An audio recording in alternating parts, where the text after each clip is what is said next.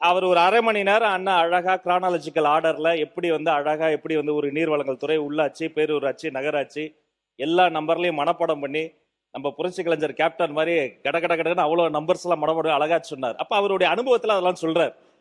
பள்ளிக்கல்வித்துறை அமைச்சர் அவர்கள் மனப்பாடம் பண்ணாருன்னு மனப்பாடம் தளபதியும் கற்று தந்த பாடம். எனவே மனப்பாடம் இல்ல, எனக்கே 5 வருஷம் அந்த துறையை எங்களுக்கு தெரியாத, அது எப்படி தெரியும்?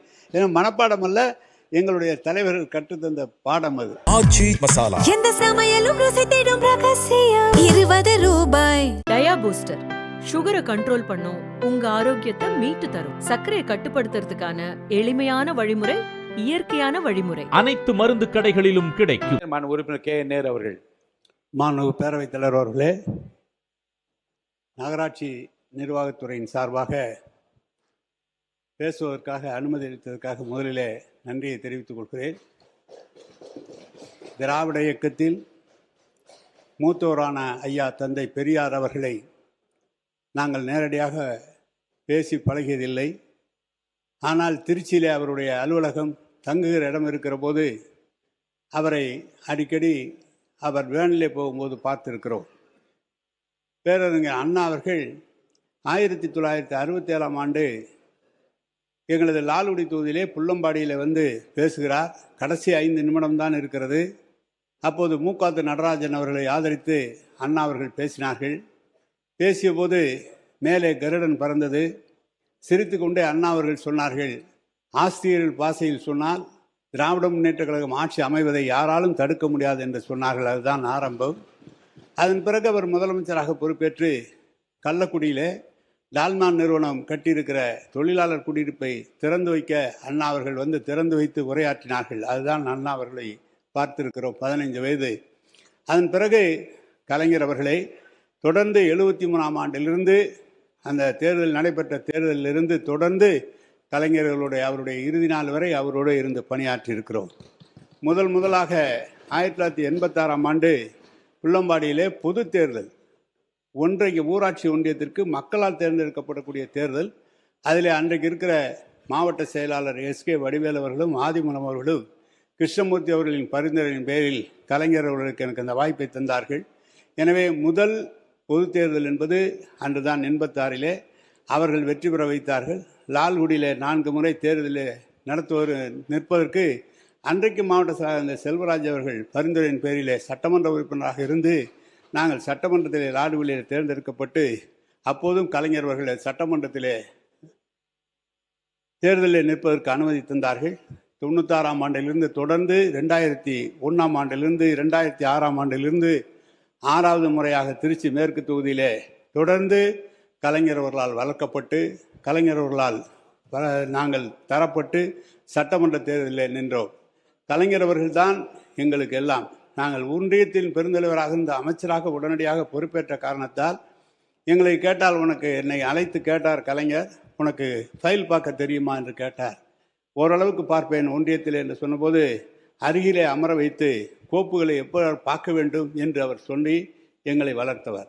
அதோடு மட்டுமல்ல, ஒரு காலகட்டத்தில் அவர் வளர்த்ததோடு மட்டுமல்ல, ஒரு காலகட்டத்தில் அரசியலில் எதிரியில் இருக்கிறவர் வழக்கு தந்து சிறையில் இருக்கிற போது என்னோடு இருந்தவர்கள் எனக்கு போட்டியாக அந்த இடத்திலே நான் நின்ற இடத்தை கேட்டபோது இன்றைக்கு இருக்கிற எங்களுடைய கழகத் தலைவர் தளபதி அவர்கள் கலைஞரிடம் சொல்லி, நேரில் சிறையில் பார்த்துக்கிட்டு வந்தேன், அவரே நிற்கிறேன் என்று சொல்லி அந்த சங்கடம் வந்த நேரத்திலும் தொடர்ந்து ஆதரவு தந்தவர் இன்றைக்கு இருக்கிற முதலமைச்சர். அன்றைய முதலமைச்சராக அண்ணன் தளபதி அவர்கள் தான் எங்களை வளர்த்து ஆளாக்கினார். இவ்வளவு பெரிய இலாக்கா முதலமைச்சர் ஏற்கனவே கலைஞர் அவர்கள் பார்த்த போக்குவரத்துறையும் தந்தார். இன்றைக்கு இருக்கிற பழைய முதலமைச்சர், முன்னாள் முதலமைச்சர் அவர் பார்த்த உள்ளாட்சித்துறையை தந்தார். இன்றைக்கு அந்த துறையை நம்முடைய முதலமைச்சர் அவர்களே பார்க்கக்கூடிய அளவிற்கு ஒரு முக்கியமான துறையாக அது இருக்கிற காரணத்தால் அந்த தளபதி அவர்கள் அவர் உள்ளாட்சியில் இருந்த காரணத்தால், மேயராக இருந்த காரணத்தால் அதில் எவ்வாறெல்லாம் செயல்பட வேண்டும் என்று பல ஆலோசனைகளையும் எங்களுக்கு வழங்கியவர் தளபதி அவர்கள். அவரையும் கலைஞரையும் நான் மனதார வழங்குகிறேன். எங்களோடு இன்றைக்கு பணியாற்றி கொண்ட எங்களுடைய எதிர்க்கட்சி தலைவர் நம்முடைய உதயா அவர்கள், எங்களுடைய இளவல், இந்த இயக்கத்திற்கு வருங்காலத்திலே எங்களுக்கு நம்பிக்கையாக இருக்கக்கூடிய இளவல், அவருக்கும் என்னுடைய வணக்கத்தை தெரிவித்துக் கொள்கிறேன். எனவே இந்த இயக்கத்திலே தொடர்ந்து கிட்டத்தட்ட 40-45 ஆண்டு காலம் தொடர்ந்து எங்களை ஆளாக்கி உருவாக்கிய கலைஞர் அவர்கள், அதை தொடர்ந்து தளபதி அவர்களும் என்னை ஆளாக்கினார்கள். நான் இந்த கட்சி சொன்ன வேலையை பொதுமக்களின் நலன் கருதி எந்த பணியாக இருந்தாலும் அதை தொடர்ந்து செய்து கொண்டிருக்கிற ஒரு பணியாளராக நான் இயங்கிக் கொண்டிருக்கிறேன். நகராட்சி துறையில் நான் சிலவற்றை நான் சொல்ல விரும்புகிறேன். இங்கே நம்முடைய சௌமியா மானு உறுப்பினர் சௌமியா அம்புமணி அவர்கள் சொன்னார்கள், திருப்புகழ் கமிட்டி அறிக்கையை நீங்கள் சபையில் வைக்கவில்லை என்று 2 முறை கேட்டு, நான் திருப்புகழ் ஓய்வு பெற்ற அதிகாரி திருப்புகழ் தலைமையில் கமிட்டி அமைக்கப்பட்டது. 31/1/2022 இடைக்கால அறிக்கை தந்தது. 14/3/2023 அன்று இறுதி அறிக்கை தந்தது. அப்போது தலைமை செயலாளராக இருந்த திரு இறையன்பு ஐஏஎஸ் அவர்கள், அப்போது பெருநகர சென்னை மாநகராட்சி ஆணையராக இருந்த ககன் சிங் பேடி அவர்கள் ஐஏஎஸ் உள்ளிட்ட சீனியர் ஐஏஎஸ் அதிகாரிகள் முன்னிலையிலே முதலமைச்சராக இருந்த எங்கள் தலைவரிடம் இந்த கமிட்டி ஆய்வறிக்கை அளித்தது. அதில் அவசரகால தீர்வு, நீண்டகால தீர்வு என பரிந்துரைகள் வழங்கியிருந்தனர். எங்கள் முதலமைச்சர் அவர்கள் உடனடியாக அவசரகால தீர்வுக்கான பணியினை மேற்கொள்ள உத்தரவிட்டார்கள். அதன் அடிப்படையில் சென்னை வெள்ளத்தடுப்பு பணிகள் என்ற அடிப்படையில் மழைநீர் வடிகால்கள் அமைக்கும் பணிகள், புதிய மழைநீர் வடிகால் அமைக்கும் பணிகள் உள்ளிட்ட திருப்புகழ் கமிட்டி அளித்த 161 இலக்குகள் மீதான நடவடிக்கைகள் எடுக்கப்பட்டு பணிகள் நிறைவேற்றப்பட்டன. இந்த அறிக்கையிலே அனைத்து பரிந்துரைகள் மீது நடவடிக்கை எடுத்து குறிப்புகளை இப்பேரவையில் வைக்க வேண்டும் என்ற பணிகளை மேற்கொண்டிருந்த சமயத்தில் தேர்தல் வந்துவிட்ட காரணத்தால் அது வைக்க இயலாமல் போய்விட்டது. இப்போது நீங்கள் ஆட்சிக்கு வந்து விட்டீர்கள். அக்கமிட்டியின் இறுதி அறிக்கையை தாராளமாக அவையில் வையுங்கள், மீதமுள்ள பரிந்துரைகளை நிறைவேற்றுங்கள், எங்களுக்கு எவ்விதமான ஆட்சேபனையும் இல்லை, நாங்கள் முழு ஒத்துழைப்பை தருகிறோம் என்று இந்த நேரத்தில் திருப்புகழ் கமிட்டியினுடைய அறிக்கைக்காக அவர் சொன்னார்கள். இங்கே தலைவர் அவர்களால் வறுக்கப்பட்டு எனக்கு எங்கள் துறை அதிகாரிகளினுடைய ஆதரவு என்பது மிக சிறப்பாக எனக்கு முதலிலே மின்துறையை பார்த்தபோது டிவி அந்தோணி அவர்கள் தான் எனக்கு சேர்மன், இபி சேர்மன். அவர் தான் வட சென்னையில் 2200 ஏக்கர் அளவில் நம்முடைய கலைஞர் அவர்கள் வெங்கட்ராமன், ஜனாதிபதி வெங்கட்ராமனை வைத்து வந்து அடிக்கல் நாட்டி புதிய அனல் மின் நிலையம் தொடங்க வைத்தது அவருடைய காலத்தில் தான். எங்களோட செயலாளராக இருந்தவர்கள் தொடர்ந்து 5-6 செயலாளர்களும் தலைமை செயலாளராக தரம் உயர்ந்து தலைமை செயலாளராக பணியாற்றி இருக்கிறார்கள். சாரங்கி, திருப்பாதி, மாலதி, இப்போது சிவதாஸ் மீனா, இப்போதும் கூட நம்முடைய தலைமை செயலாளர் கூட எங்கள் இலாக்காவிலே ஒரு துறைக்கு அதிகாரியாக பணியாற்றார். இன்றைக்கு பேடி அவர்கள் எங்கள் மாநகராட்சி ஆணையராக இருந்தார். இந்த மாநகராட்சியிலே வெள்ளத்தடுப்பு பணிகளை முழுமையாக அறிந்தவர் என்ற வகையிலே அவரும் இந்த பல பணிகளை சென்னையிலே செய்திருக்கிறார்கள். எனவே உணவுத்துறையில் இருக்கின்ற போது ராமுவாக இருந்தாலும் சாந்தாசில நாயர் அவர்கள் எங்கள் திருச்சி மாவட்டத்தினுடைய முதல் ஆட்சித்தலைவர். அவர்தான் எங்கள் கிராமத்திற்கு முதல் வந்தார். எனக்கு உணவுத்துறை ஆணையராக இருந்தார். இப்போது இருக்கிற உணவு அமைச்சர் அவர்கள், நீங்கள் அரிசியை இலகுவாக இப்போது 40 லட்சம் டன் 50 லட்சம் டன் அரிசியை பெறுவது போல 96ஆம் ஆண்டெல்லாம் அப்படி அரிசி கிடைக்காது. Affluent section, middle income group, lower income group என்று 3 வகையாக வைத்து மத்திய அரசு, ஒன்றிய அரசு தருகிற விலையிலே அரசாங்கம் பணம் கட்டி அதை வாங்க வேண்டும். அப்படி வாங்க வரும்போது ஒவ்வொரு முறையும் ஒன்றிய அரசை சென்று கேட்டு அதை பெறுவது என்பது மிக சிரமமாக இருக்கும். ரேஷனிலே ஒரு பிரச்சனை என்று சொன்னால் அன்றைக்கு மிக பிரச்சனையாக வந்துவிடும் என்ற காரணத்தால் கலைஞர் அவர்கள் அடிக்கடி டெல்லி சென்று அதை பார்க்க சொல்வார்கள். எனவே அந்த காலகட்டத்தில் நான் சாந்தாசில நாயர் உணவுத்துறை ஆணையராக இருந்தார் என்று சொன்னவுடன், ஏன் நம்ம அரிசியை அதிகமாக உபயோகப்படுத்துகிறோம், கோதுமையை கொஞ்சம் அறிமுகப்படுத்தலாமா என்று கேட்டபோது அவர் சொன்ன ஐஏஎஸ் அதிகாரி, இந்த நாட்டு மீது எவ்வளவு நம்பி, நல்ல விவசாயிகள் மீது ஒரு நல்ல எண்ணம் கொண்டவர், எந்த காலத்தில் அந்த முடிவை நீங்கள் எடுத்து விடாதீர்கள், நம் விவசாயிகள் உற்பத்தி செய்வது அரிசி தான், அந்த அரிசியை மட்டும்தான் நாம் சொல்ல வேண்டும் என்று அதிகாரிகள், இப்படி பல அதிகாரிகள் எங்களுக்கு ஆலோசகர்களாக இருந்திருக்கிறார்கள். போக்குவரத்தில் சாரங்கியாக இருந்தவர் திருப்பி 15,000 புதிய பேருந்துகளை அப்போது தான் வாங்கப்பட்டது, சாரங்கி அவர்கள் இருந்தபோது.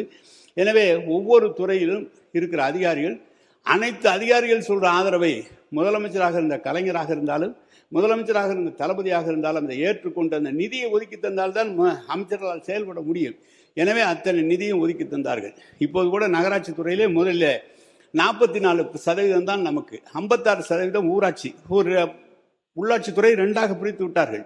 எனவே அது 44 தான் இருந்தது. நம்முடைய முதலமைச்சர் உடனடியாக 5% உயர்த்தி 49% என்று உயர்த்தி ஒவ்வொரு ஆண்டும் 24,000 கோடி 26,000 கோடி என்று 5 ஆண்டு காலம் நிதி ஒதுக்கப்பட்டு திட்டங்கள் தீட்டப்பட்டது. இதுதான் இந்த நிதி ஒதுக்கிய காரணத்தால் தான் தமிழ்நாட்டிலே பல காரியங்கள், நல்ல காரியங்கள் செயல்படுத்தப்பட்டவன. குறிப்பாக குடிநீர் திட்டங்கள் எடுத்துக்கொண்டால், கலைஞர் அவர்கள் 1970ஆம் ஆண்டு தொடங்கினார்கள் தமிழ்நாடு குடிநீர் வடிகால் வாரியம் என்று சொல்லி. அதில் பார்த்தால் முதலில் ஆழ்குழாய் கிணறு போடப்பட்டது. அப்புறம் கிணறுகள், ஆறுகளிலே கிணறு தோண்டி குடிநீர், பாதுகாக்கப்பட்ட குடிநீர் வழங்கப்பட்டது. அப்படி பார்த்தால் சென்னையிலே 900 எம்எல்டி, மற்ற எல்லா நகரங்களிலும் சேர்த்து 1900 எம்எல்டி. இந்த 5 ஆண்டு காலத்தில் எல்லா நகரங்களுக்கும் சென்னையை சேர்த்து கிட்டத்தட்ட 4500, சென்னையை சேர்த்தால் 5000 எம்எல்டி குடிநீர் திட்டம், பாதுகாக்கப்பட்ட குடிநீர் திட்டங்களை உருவாக்கினார்கள். அதோடு மட்டுமல்ல, ஒகேனக்கல் 2வது திட்டம், திருவண்ணாமலையினுடைய அமைச்சராக இந்த வேலு கேட்டுக்கொண்டிருக்கிறாங்க. 14,000 கோடி செலவிலே வேலூரில் ஒரு பகுதி, திருவண்ணாமலை, கள்ளக்குறிச்சி, விழுப்புரம் என்று அனைத்து பகுதிகளிலும் குடிநீர் திட்டங்கள். நம்முடைய ஐபி அவர்கள் இருக்கிறார்கள், திண்டுக்கலுக்கு அந்த திட்டம் வேண்டும் என்று சொல்லி 400 கோடி ரூபாய், குளித்தலைக்கு மருங்காபுரிக்கு சேர்ந்து 1900 கோடி, இப்படி 18,000 கோடிக்கு புதிய திட்டங்கள் தீட்டப்பட்டு தமிழ்நாடு அரசு சார்பாக 5500 கோடி அதற்கான பணமும் ஒதுக்கப்பட்டு விட்டது. தமிழ்நாடு அரசினுடைய பங்கு தொகை தரப்பட்டு விட்டது. ஜல்ஜீவனிலே ஒன்றிய அரசு தராத காரணத்தால் அந்த திட்டங்கள் அப்படியே நிறைவேற்றப்பட முடியாமல் நிறுத்தி வைத்திருக்கிறார்கள். எனவே அமைச்சர்கள்லாம் புதிதாக வந்திருக்கிறீர்கள். ஏற்கனவே தமிழ்நாடு அரசு சார்பாக ஒதுக்கப்பட்ட அந்த திட்டங்களை நீங்கள் மீண்டும் தொடங்கி அனைத்து இடங்களுக்கும் பாதுகாக்கப்பட்ட குடிநீர் கொடுப்பதற்குரிய நடவடிக்கைகள் எடுக்க வேண்டும். நம்முடைய தளபதி அவருடைய ஆட்சியிலே 4-5 ஆண்டு காலத்தில் கிட்டத்தட்ட 2000 எம்எல்டி கூடுதலாக பாதுகாக்கப்பட்ட குடிநீர் வழங்கப்பட்டிருக்கிறது. சென்னை மெட்ரோ, பெருநகர சென்னை குடிநீர் வழங்கல் துறையின் சார்பாக அதனுடைய திட்டங்கள், வட சென்னையிலே வடசென்னை வளர்ச்சி திட்டங்கள், நம்முடைய சேகர்பாபு பார்த்த துறையிலிருந்தும் கிட்டத்தட்ட சிங்கார சென்னை திட்டத்தின் கீழே இப்போது கூட இந்த நம்ம குறிப்பு புத்தகத்தில் கொடுத்திருக்கிறார்கள். 500 கோடி ரூபாயில் ஒதுக்கப்பட்டிருந்து கூடுதலாக நிதி ஒதுக்கி தருகிறோம் என்று. கிட்டத்தட்ட 60-70 ஆண்டு காலம் குழாய்களை மாற்றவும், அந்த குழாய்களுக்கு புது குழாய்கள் அமைக்கவும், பாதாள சாக்கடை திட்டங்களை உண்டாக்குவதற்குரிய அந்த புதிய திட்டங்களை, புதிய பெரிய குழாய்களை அமைப்பதற்கும் அந்த திட்டங்கள் தீட்டப்பட்டு செயல்படுத்தப்பட்டு விட்டன. சென்னையிலே பெருவெள்ளம் வந்தபோது நீங்கள் அந்த குடிநீர் வடிகால், நம்ம சென்னை பெருநகர மெட்ரோ வாட்டர் மூலமாக இருக்கப்பட்ட மோட்டார்கள் எல்லாம் மோட்டாரே பள்ளத்தில் இருந்த காரணத்தால் அங்கே மோட்டாரும் பழுதுபட்டு தண்ணீர் உடனடியாக உறுப்பினர் குறுக்கீடு கொஞ்சம் போருங்க. இன்னும் நீங்கள் மானிய கோரிக்கை மீதே வரல. இன்றைய மானிய கோரிக்கை வராமல் நீங்கள் வந்து மற்ற விஷயம் பயனுள்ள கருத்துக்களை சொல்லிக் கொண்டு தான் வருகின்றீர்கள். ஆனால் ஏற்புடைய இன்றைய மானிய கோரிக்கை மீது சொன்னால் அது மாண்புமிகு அமைச்சர்களுக்கும் மக்களுக்கு பயனுள்ளதாக இருக்கும். மானிய கோரிக்கை மீது தமிழ்நாடு குடிநீர் வடிகால் வாரியமும் மெட்ரோ திட்டமும் நகராட்சி துறையும் மூன்றும் இணைந்தது தான் இந்த துறை. நீங்கள் சொல்லிய கருத்துக்கள் வந்து நான் குறை சொல்ல, மூணும் இணைந்த இந்த துறையில் தான் பேசிக் கொண்டிருக்கிறேன். இல்லை, உயர்கல்வி துறையில் தான் பேசிக் கொண்டிருக்கிறேன். அனைத்து மோட்டார்களுக்கும் புதிதாக மாற்றப்பட்டு புதிய மோட்டார்கள் அமைக்கப்பட்டு உயரமாக வைத்து வெள்ளம் வந்தாலும் அந்த தண்ணீர் இறைக்கக்கூடிய நிலையை உண்டாக்கியது மெட்ரோ திட்டம். செம்பரமாக்கம் ஏரியிலிருந்து 240 எம்எல்டி தண்ணீர் நம்முடைய உள்ளாட்சித்துறை அமைச்சராக இருந்த நம்முடைய தளபதி அவர்கள் அதை உருவாக்கி தந்தார். இப்போது 540 எம்எல்டி தண்ணீர் தந்து சென்னையினுடைய குடிநீர் தேவையை 890 எம்எல்டியிலிருந்து 1300 எம்எல்டியாக உயர்த்தி தந்ததும் திராவிட முன்னேற்ற அரசு, தளபதியினுடைய அரசு என்பதை நான் இங்கு தெரிவித்துக் கொள்ள விரும்புகிறேன். எனவே குடிநீர் வழங்கல் துறை அல்லது சென்னை மெட்ரோ வாட்டர் அனைத்துமே சொன்ன நம்முடைய ஆட்சியிலே புதிதாக முதலமைச்சர் அறிவித்திருக்கார். கூவத்தையும் அடையாறையும் சீர் செய்ய போகிறோம் என்று சொல்லியிருக்கிறார்கள். அது கொஞ்சம் ஏற்கனவே நாங்களும் முயற்சித்து தான், கலைஞர் அவர்களும் முயற்சித்து தான் கூவத்தை சரி செய்ய வேண்டும் என்று. என்ன சங்கடம் என்று சொன்னால், சென்னையில் 540 இடங்களிலே அந்த கழிவுநீர் அங்கங்கு கலக்கிறது. அடையாறிலும் கலக்கிறது, கூவத்திலையும் கலக்கிறது. சரி, அந்த 540 இடத்துல கலக்கிற அந்த குடிநீர் திட்டம் ஒரு நாளைக்கு 1300 எம்எல்டி கொடுக்குறோம். ஒரு 100 லிட்டர் என்று சொன்னால் 5 லிட்டர் 10 லிட்டர் தான் செலவாகும். பாக்கி 90 லிட்டர் தரைக்கு கழிவாக தான் போகும். எனவே அவ்வளவு கழிவையும் கொண்டு போய் சுத்திகரிப்பு செய்து நெசப்பாக்கத்தில் கொண்டு செல்கிறோம் என்று சொன்னால் 1000 எம்எல்டிக்கு கழிவுநீர் சுத்திகரிப்பு நிலையம் உருவாக்கினாலும் கூட அது இதையும் எடுத்து சென்று சுத்திகரித்து நிலத்தடி நீரை பெருக்கினால்தான் அந்த தண்ணீர் சரியாக வரும். எனவே அந்த 540 இடங்களில் இருந்து கொண்டு செல்ல வேண்டும் என்றால் குழாய்கள் பதிக்க வேண்டும், சாலைகளை தோண்ட வேண்டும், போக்குவரத்து நெரிசல் இருக்கிறது, எல்லா சிரமங்களும் இருக்கிறது. எனவே அதில் மிகப்பெரிய சவால்களை இருக்கிற காரணத்தால் தான் தொடர்ந்து அந்த பணிகளை மேற்கொண்டிருந்தாலும் என்றால் அது கடைசியாக இறுதியாக செய்ய முடியவில்லை. எனவே எங்கெங்கே தேங்கி இருக்கிற ஆறுகளை எல்லாம் ஓட்டேரி, நல்லா, விருகம்பாக்கம், வீராங்கல் ஓடை போன்ற நீர்வளத்துறையில் இருந்த ஆறுகளை மீட்டெடுத்து நம்ம அரசாங்கம் எடுத்து, மாநகராட்சி எடுத்து சாலைகளை, அந்த ஆறுகளை தூர்வாருகிற நிலையும் நாங்கள் எடுத்திருக்கிறோம் என்பதையும் தெரிவித்து, நகராட்சி துறையினுடைய பணிகள் நான் சொல்ல விரும்புகிறேன். இதில் எங்களுக்கு உற்ற துணையாக தலைவர் கலைஞர், ஐயா தந்தை பெரியார், பேரறிஞர் அண்ணா, தலைவர் கலைஞர், தளபதி தம்பி ஐயா இளவல் உதயா அவர்கள், இவர்களோடு எங்களுடைய தோழமை கட்சியை சேர்ந்தவர்களையும் நான் நினைவு கூற விரும்புகிறேன். இங்கே வந்து பிரேமலதா விஜயகாந்த் தேமுதிகவினுடைய தலைவர், நம்முடைய ஜவஹர்லா பேராசிரியர் ஜவஹர்லா, எஸ்டிபியினுடைய முபாரக், நம்ம தமுமன் அன்சாரி போன்ற தலைவர்கள் எங்களோடு உறுதுணையாக இருந்து தேர்தலில் பணியாற்றியவர்கள். அவர்களுக்கு இந்த நேரத்தில் என்னுடைய நன்றியும் வணக்கத்தையும் நான் தெரிவித்துக் கொள்கிறேன். நான் பொதுவாக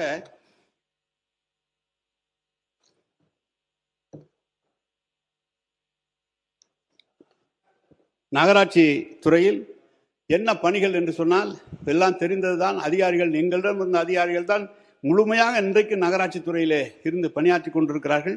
குடிநீர் வசதிகள், மழைநீர் வடிகால் வசதிகள், கழிவுநீர் அகற்றுதல், கழிவறை வசதிகள், தார் சிமெண்ட் சாலைகள் அமைத்தல், புதிய பேருந்து நிலையங்கள், தெருவிளக்குகள், பூங்காக்கள் மற்றும் விளையாட்டு மைதானங்கள், பொது சுகாதாரம், சந்தைகள் அமைத்தல், அறிவுசார் மையங்கள், நூலகங்கள் அமைத்தல், பள்ளிகள் பராமரித்தல், நீர்நிலைகளை தூர்வாரி கரைகளை பலப்படுத்துதல், பயோமைனிங் மூலம் தேக்க திடக்கழிவுகளை அகற்றுதல், திடக்கழிவு மற்றும் திரவ கழிவு மேலாண்மை, குப்பையிலிருந்து எரிவாயு தயாரித்தல், தூய்மை பணியாளர்களுக்கு துணை முனைவோர்களாக மாற்றி அவர்களுக்கு அனைத்து பாதுகாப்பும் வழங்குதல், புதிய நவீன எரிவாயு தகனமடை அமைப்பது போன்ற இந்த பணிகளை தான் இந்த 5 ஆண்டுகளில் 1.25 லட்சம் ரூபாய் 1.25 லட்சம் கோடி செலவிலே செய்திருக்கிறோம். எங்களது 5 ஆண்டு கால திராவிட முன்னேற்ற கழகத்தில் என்ன செய்திருக்கிறோம் என்பதை சொல்கிறோம். 10 மாநகராட்சிகள் புதிதாக உருவாக்கப்பட்டன. ஏற்கனவே இருந்தது 31 நகராட்சிகள் தரம் உயர்த்தப்பட்டன. 7 பேரூராட்சிகள் நகராட்சிகளாகவும் 22 ஊராட்சிகள் மற்றும் 6 பேரூராட்சிகள் சேர்ந்து 6 நகராட்சிகளாகவும் தரம் உயர்த்தப்பட்டன. 29 ஊராட்சிகள் 25 பேரூராட்சிகள் தரம் உயர்த்தப்பட்டன. ஆக சென்னையும் சேர்த்து 25 மாநகராட்சிகள், 137 நகராட்சிகள், 487 பேரூராட்சிகள் இருந்தன. 19,054 கிலோமீட்டர் சாலை பணிகள் அமைக்கப்பட்டன. 380 குடிநீர் பணிகள் முடிக்கப்பட்டு மேலும் 1,220 பணிகள் நடைபெற்று வந்தன. 2,713 கிலோமீட்டர் நிலத்திற்கு மழைநீர் வடிகால் பணிகள் முடிக்கப்பட்டன. இதில் பெருநகர சென்னை மாநகராட்சியில் மட்டும் 1,431 கிலோமீட்டர் ஆகும். 870 கிலோமீட்டர் நீளத்திற்கு ஜெர்மன் வங்கி நிதி உதவியுடன் செயல்படுத்தப்பட்டு திட்டமிடப்பட்டன. 42 பாதாள சாக்கடை திட்ட பணிகள் முடிக்கப்பட்டு 51 பணிகள் நடைபெற்று வந்தன. திடக்கழிவிலிருந்து 1020 உரம் தயாரிக்கும் பணிகள் மேற்கொள்ளப்பட்டன. 5 மாநகராட்சிகளில் குப்பையிலிருந்து எரிவாயு தயாரிக்கும் திட்டம் செயல்படுத்தப்பட்டது. 7,10,000 தெருவிளக்குகள் LED விளக்குகளாக மாற்றப்பட்டன. புதிதாக 69,500 LED விளக்குகளும் 45,700 பழைய தெருவிளக்குகளையும் புதிய LED விளக்குகளாக மாற்ற நடவடிக்கை எடுக்கப்பட்டன. 107 பேருந்து நிலையங்கள் புதிதாகவும் அபிவிருத்தி பணிகள் மூலம் அமைக்கப்பட்டன. 110 பேருந்து பணிகள் நடைபெற்று வந்தன. புதிதாக 153 சந்தைகள் கட்டி முடிக்கப்பட்டன. 77 சந்தை பணிகள் நடைபெற்று வந்தன. 92 அறிவுசார் மையங்களும் 44 நூலகங்களும் கட்டி முடிக்கப்பட்டன. 1,145 நீர்நிலைகள் தூர்வாரி கரைகள் பலப்படுத்தப்பட்டன. 920 பூங்காங்கள் புதிதாகவும் மேம்படுத்தவும் செய்யப்பட்டன. 230 நவீன எரிவாயு தகன மேடைகள் அமைக்கப்பட்டன. பயோமைனிங் மூலம் தேக்க திடக்கழிவுகளை அகற்றி 1,290 ஏக்கர் நிலம் மீட்டெடுக்கப்பட்டன. நகர்ப்புற ஆரம்ப சுகாதார நிலையங்கள், சமுதாய கூடங்கள் அமைக்கப்பட்டன. பெருநகர சென்னை மாநகராட்சியில் சிங்கார சென்னை திட்டத்தின் கீழ் 1048 பணிகள் முடிக்கப்பட்டன. இணைய வழி மூலம் சுய அறிவிப்பு கட்டிட திட்ட அனுமதி வழங்கும் திட்டம் அமல்படுத்தப்பட்டன. விக்டோரியா ஹால் புத்துயிர் ஊற்றி பொதுமக்கள் பயன்பாட்டில் கொண்டு வரப்பட்டது. பெருநகர சென்னை மாநகராட்சிக்கு புதிதாக மன்ற கூட்ட அரங்கு கட்டும் பணிகள் ஆரம்பிக்கப்பட்டது. பெருநகர பகுதியில் அதிகரித்து வரும் போக்குவரத்து தேவைகளை பூர்த்தி செய்யும் வகையில் திறமையான போக்குவரத்து அமைப்பாக ITMS உருவாக்கப்பட்டது. விருங்கம்பாக்கம், ஓட்டேரி நல்லா மற்றும் வீராங்கல் ஓடை கால்வாய்கள் WRD துறையிடமிருந்து பெருநகர சென்னை மாநகராட்சி பெற்று கால்வாய்களை தடுப்பு சுவரால் உயர்த்தவும் குப்பைகளை தேங்காமல் இருக்க பாதுகாப்பு வேலிகள் அமைக்கவும் நடவடிக்கை எடுக்கப்பட்டன. பெருநகர சென்னை மாநகராட்சி பகுதியில் நிலத்தடி நீர்மட்டத்தை உயர்த்த பூங்காக்கள் மற்றும் பொது இடங்களில் மழைநீர் சேகரிப்பு கட்டமைப்புகள் உருவாக்கப்பட்டன. அனைத்து பாலங்களிலும் அழகுபடுத்தும் பணிகள் தொடங்கப்பட்டு நடைபெற்று வருகிறது. தனியார் பள்ளிகளுடன் போட்டியிடும் வகையில் பெருநகர சென்னை மாநகராட்சியின் சில பள்ளிகள் ஸ்மார்ட் வகுப்புகளாக மேம்படுத்தப்பட்டன. இதனால் பெரும் பாலான மாணவர்கள் பலன் பெற்று வந்தனர். போட்டித் தேர்வுக்கு தயாராகும் மாணவர்களுக்கு முதல்வர் படிப்புகள் அமைக்கப்பட்டன. நீலக்கொடி கடற்கரை திட்டம் மூலம் மெரினா கடற்கரை தரம் உயர்த்தப்பட்டது. அம்மா உணவுகள் அனைத்து முழுமையாக பராமரிக்கப்பட்டு செயல்படுத்தப்பட்டு வந்தன. தூய்மை பணியாளருக்கான முதலமைச்சர் உணவு திட்டம் என்ற திட்டம் செயல்படுத்தப்பட்டது. பள்ளி மாணவர்களுக்கான முதலமைச்சரின் காலை உணவு திட்டம் செயல்படுத்தப்பட்டது. மெரினா கடற்கரை நீச்சல் குளம் பாதுகாக்கப்பட்டு பொதுமக்கள் பயன்பாட்டு கொண்டு வரப்பட்டன. மாற்றுத்திறனாளியான கடற்கரை அணுகுபாதை அமைக்கப்பட்டது. சென்னை பெருநகரை அழகுபடுத்தும் குழந்தைகள் முதல் பெரியவர் வரை அனைவரும் பாதுகாப்பாக நடைபாதைகளை பயன்படுத்த வாகனம் சாரா போக்குவரத்து திட்டம் பயன்படுத்தப்பட்டது. விலங்குகள் இனப்பெருக்க கட்டுப்பாடு மையங்கள் நகர்ப்புற சென்னையில் புதிதாக 13 உள்ளாட்சி அமைப்புகள் அமைக்கப்பட்டது. சென்னையில் புதிதாக 13 பாலங்கள் கட்ட முடிக்கப்பட்டன. 12 பாலங்கள் கட்டும் பணிகள் நடைபெற்று வருகின்றன. பெருநகர சென்னை மாநகராட்சி பகுதியில் தனியார் 20 நிமிஷம் சரி உங்களுக்கு தான் நீங்க தேர்தல்லாம் நடத்த போறாங்க, உள்ளாட்சி தேர்தல். அதுல இருக்கிற நீ பேசுங்க பேசிட்டு தானே இருக்கு. பேசுங்க. பெருநகர சென்னை மாநகராட்சி பகுதியில் தனியார் பங்களிப்புடன் புதிதாக கழிப்பறைகள் கட்டப்பட்டன. மேலும் புதிதாக மண்டல அலுவலகங்கள், பாதாள சாக்கடை திட்ட பணிகள், அலுவலக கட்டிடங்கள் போன்ற எண்ணற்ற பணிகள் செயல்படுத்தப்பட்டன. தமிழ்நாட்டில் நகர்ப்புற உள்ளாட்சிக்கென்று தனித்தனியாக இருந்த சுமார் 25 சட்டங்கள், அதன் கீழ் இயற்றப்பட்ட விதிகள் ஆகியவற்றை ஒருங்கிணைத்து 98 புதிதாக சட்டம் இயற்றப்பட்டது. நகர்ப்புற உள்ளாட்சி அமைப்புகளில் நிர்வாகத்தை ஒரு குடையின் கீழ் கொண்டு வந்து வரும் உயர்நோக்குடன் இயற்றப்பட்ட சட்டத்தை புதிய திட்டங்களுடன் புதிதாக உருவாக்கப்பட்ட விதிகளுடன் 13/4/2023 முதல் நடைமுறைக்கு கொண்டு வரப்பட்டது. 81 கூட்டு குடிநீர் திட்டங்கள், 52 ரெட்ரோஃபிட்டிங் திட்டங்கள் முடிக்கப்பட்டன. மேலும் 15 கூட்டு குடிநீர் திட்டங்கள் நடைபெற்று வந்தன. இதனால் கூடுதலாக 2.39 லட்சம் மக்களுக்கு பாதுகாக்கப்பட்ட குடிநீர் 1175 MLD லிட்டர் பாதுகாக்கப்பட்ட குடிநீர் வழங்கப்பட்டது. ஒகேனக்கல் கூட்டுக்குடிநீர் திட்டம் 2வது திட்டம் தொடங்குவதற்காக அனைத்து பணிகளும் முடிக்கப்பட்டு வந்தன. சென்னை குடிநீர் வாரியம் இப்படி தொடர்ந்து வடிகால் வாரியல் மூலமாகவும் சென்னை பெருநகர குடிநீர் வழங்கல் முறவும் பல்வேறு பணிகள் மேற்கொள்ளப்பட்டன. ஏற்கனவே சொல்லப்பட்டிருக்கிறது. இப்போது கூட உள்ளாட்சி முடிய இருக்கிறது. இன்னும் 4-5 மாதத்தில் ஜனவரி வந்தால் நகராட்சியினுடைய பதவிக்காலம் முடிய இருக்கிறது. புதிய தேர்தல் அறிவிப்பு வர இருக்கிறது. நீங்கள் பார்த்தால் எங்கள் இருக்கும்போதே உச்சநீதிமன்றத்தின் உத்தரவின் காரணமாக தான் கம்யூனல் ரொட்டேஷனை சரி செய்து அதை மறுபடியும் இருக்கிற வார்டுகளை அதிகப்படுத்தி மக்கள் தொகையை ஒரே சீராக வைத்து தேர்தலை நடத்த வேண்டும் என்ற முதலமைச்சர் அவர்கள் எங்களுடைய முதலமைச்சர் முடித்திருந்தாலும் உச்சநீதிமன்றத்தினுடைய தீர்ப்பின் காரணமாக உடனடியாக தேர்தல் நடத்தப்பட்டது. இப்போது பார்த்தால் உங்களுக்கு தெரியும், சென்னையிலே 200 வார்டுகள் இருக்கிறது. ஒரு வார்டிலே 15,000 வாக்குகள் இருக்கும், ஒரு வார்டிலே 40,000 வாக்குகள் இருக்கும். அதே மாதிரி 50% இடஒதுக்கீடு என்று வருகிற போது ஒரு வார்டிலே 10 வார்டுகள் ஒரு இடத்துல இருக்குமானால் 9 வார்டுகள் பெண்களுக்காக போது ஒரே ஒரு வார்டு ஆண்களுக்காக வருகிறது. இதையெல்லாம் சீரமைக்க வேண்டும் என்ற நோக்கத்தோடு தான் சென்னையை 300 வட்டங்களாகவும் மதுரை, திருச்சி, கோவை போன்ற வார்டுகளை அதிகப்படுத்தியும் அதற்கான அடிப்படை வசதிகளை செய்வதற்காக அந்த ஏற்பாடுகள் செய்யப்பட்டது. மொத்தமாக இப்போது கூட நாங்கள் கடைசியாக அமைச்சரவை கூட்டத்தில் இருந்தபோது ஒன்றிய அரசிலிருந்து 1000 கோடி ரூபாய் நிதி அதுக்காக தந்தார்கள். எப்படி என்றால், கிராமங்களை நகரத்தோடு இணைத்து நகரத்தில் இருக்கிற அனைத்து வசதிகளையும் கிராமத்துக்கு கொண்டு செல்ல வேண்டும் என்பதற்காக 1000 கோடி தரப்பட்டது. 12,000க்கு மேற்பட்ட ஊராட்சிகள் இருக்கிறது, 380 ஒன்றியங்கள் இருக்கிறது, கிட்டத்தட்ட 38 மாவட்ட ஊராட்சி இருக்கிறது. ஊராட்சிகளிலே 1500 வாக்குகள் இருந்த ஊராட்சி எல்லாம் இன்றைக்கு 5000, 6000 என்று வந்துவிட்டது. சில இடங்களிலே 40,000 கொண்ட ஒரு ஊராட்சி எல்லாம் இருக்கிறது. இதையெல்லாம் பகிர்ந்து பிரித்து 2 தேர்தலையும் ஒவ்வொரு இடத்திலையும் ஊராட்சிகளையும் பிரிக்க வேண்டும், ஒன்றியங்களையும் அதிகப்படுத்த வேண்டிய நிலை இருக்கிற காரணத்தால் இந்த பணிகளை செய்து முடித்தால் கிட்டத்தட்ட 20,000 அளவுக்கு ஊராட்சிகள் வரும், 500-600 ஒன்றியங்கள் வரும். அனைத்து பொதுமக்களும் நகராட்சி தலைவர்களாக, ஒன்றிய தலைவர்களாக, ஊராட்சி தலைவர்களாக வந்து மக்கள் பயன்பாட்டுவதற்கு ஏதுவாக இருக்கும். எனவே இந்த பணியை நம்முடைய பேடி அவர்களுடைய தலைமையில தான் ஒரு குழு அமைக்கப்பட்டது. அன்றைக்கு எங்களுடைய அவர் ஊராட்சி செயலாளராக இருந்தார். அவருடைய தலைமையிலே எங்களுடைய கார்த்திகேயன் அவர்கள் அவருடைய செயலாளர் இருந்தும் அந்த கமிட்டி அமைக்கப்பட்டு பல முறை பேச்சுவார்த்தை நடத்தப்பட்டு சில காரணங்களால் அது நிறுத்தி வைக்கப்பட்டிருக்கிறது. எனவே மீண்டும் அந்த கமிட்டிக்கு புத்துயிர் ஊற்றி நீங்கள் தந்து அந்த உள்ளாட்சிகளிலே அனைத்து பிரதிநிதிகளும் கலந்து கொள்ளக்கூடிய அளவிற்கு, தேர்ந்தெடுக்கப்படக்கூடிய அளவிற்கு இந்த சட்டத்தை விரிவாக்கி எல்லா இடங்களிலும் விரிவாக்கம் செய்ய வேண்டும் என்று கேட்டுக்கொள்கிறேன். இந்த துறை என்பது மக்களுக்காக நிச்சயமாக எங்கள் 5 ஆண்டு காலத்தில் மிக மனநிறைவோடு இருக்கிறோம். தளபதி அவர்கள் பார்த்த துறை எங்களிடம் தந்தபோது அதை அவர் சொன்னபடியே நாங்கள் செய்திருக்கிறோம் என்ற மனநிறைவோடு இருக்கிறது. இவ்வளவு பணிகள் நடந்திருக்கிறது. எப்படி 2011 கணக்கெடுப்பின்படி 41% தான் நகரத்தில் இருக்கிற வாக்காளர்கள், பொதுமக்கள். இப்போது நகரத்தில் இருக்கிற மக்களுடைய கணக்கெடுப்பு 60% நகரத்திற்கு வந்து விட்டது. இந்தியாவிலே 100க்கும் மேற்பட்ட பெரிய நகரங்கள் இருப்பது நம்ம தமிழ்நாட்டில் தான். நகரங்கள் இருக்கிற போது 60% மக்களுக்கு தேவையான திட்டங்களை உண்டாக்க வேண்டும். ஃப்ளோட்டிங் பாப்புலேஷன் தினந்தோறும் வந்து செல்கிறார்கள் நகரத்திற்கு. 10% இருக்கு. 70% மக்கள் நகரத்தில் வருகிறார்கள். குடிக்க தண்ணீர் தர வேண்டும், நடக்க ரோடு தர வேண்டும், போக்குவரத்து வசதி செய்து தர வேண்டும், அவர்களுக்கு பொழுதுபோக்கு அமர்வதற்கு இடம் தர வேண்டும். இவ்வளவு செய்கிற ஒரு துறையாக இந்த துறை இருக்க வேண்டும். அதற்கான நிதியை இன்னும் அதிகமாக இப்போது 29,000 கோடி சொல்லியிருக்கிறார்கள். எனவே இன்னும் அதிகமாக தேவைப்படுகிற ஒரு துறையாக இந்த துறை இருக்கிறது. எனவே தொடர்ந்து இந்த துறையில மக்கள் பயன்பட வேண்டும் என்று சொன்னால் இன்றைக்கு 60% மக்கள் நகரத்தில் தான் இருக்கிறார்கள்.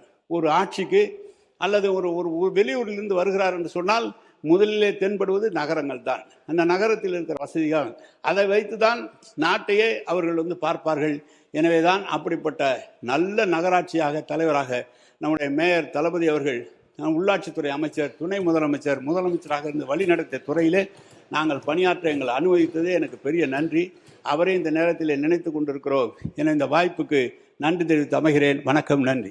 மாண்புமிகு மாண்பு உறுப்பினர் தொடர்ந்து இப்படிப்பட்ட வார்த்தைகளை நீங்கள் பிரயோகித்தால் நடவடிக்கை எடுப்பேன். அமைதியா இருங்க.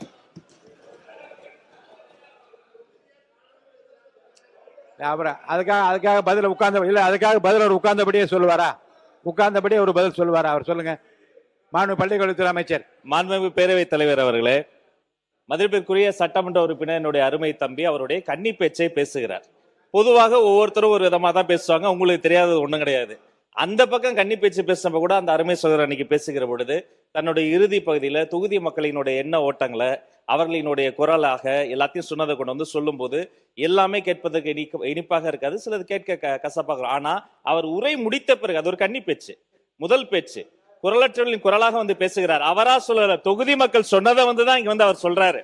கேட்டுட்டு மூத்த உறுப்பினர்கள் அவர் ஒரு அரை மணி நேரம் அண்ணா அழகா கிரானாலஜிக்கல் ஆர்டர்ல எப்படி வந்து ஒரு நீர் வழங்கல் துறை, உள்ளாட்சி, பேரூராட்சி, நகராட்சி எல்லா நம்பர்லயும் மனப்பாடம் பண்ணி நம்ம புரட்சி கலைஞர் கேப்டன் மாதிரி கடன்னு அவ்வளவு நம்பர்ஸ் எல்லாம் மனப்பாடம் அழகா சொன்னார். அப்ப அவருடைய அனுபவத்துல அதெல்லாம் சொல்றாரு. அப்ப இங்க வரக்கூடிய அந்த புதிய உறுப்பினர் என்பவர் அவருடைய முதல் பேச்சை சொல்கிறவர், அதை பேசி அவர் முடித்த பிறகு கூட அதற்கான பதில நம்ம சொல்ல முடியும். கருத்தால் எதிர்கொள்வோம். ஆனா ஒவ்வொரு முறையும் நான் பார்க்கிறேன், சில வார்த்தைகள் இங்க சொன்ன உடனே ஒவ்வாமையில ஒரு மொத்த பேரும் எழுந்து நின்றுகிட்டு உங்களுக்கு எதிராக பேசுவது என்பது ஏற்புடையதல்ல. உறுப்பினர் உங்களை வந்து பாராட்டி தான் சொல்லியிருக்காரு. உங்களை பத்தி பாராட்டி தான் சொல்லியிருக்காரு. நிறைய கருத்துக்கள் சொன்னீங்கன்னு தான் சொன்னார். அவர் தவறா சொல்ல. அவரு சார், மாண்பு பேரவைத் தலைவர் அவர்களே, மாண்பு பள்ளிக்கல்வித்துறை அமைச்சர் அவர்கள் மனப்பாடம் பண்ணாருன்னு, மனப்பாடம் இல்ல, தளபதியும் கற்றுத்தந்த பாடம். எனவே மனப்பாடம் இல்ல, எனக்கே 5 வருஷம் அந்த துறையை எங்களுக்கு தெரியாதாது, எப்படி தெரியும்? ஏன்னா மனப்பாடம் அல்ல, எங்களுடைய தலைவர்கள் கற்றுத்தந்த பாடம் அது.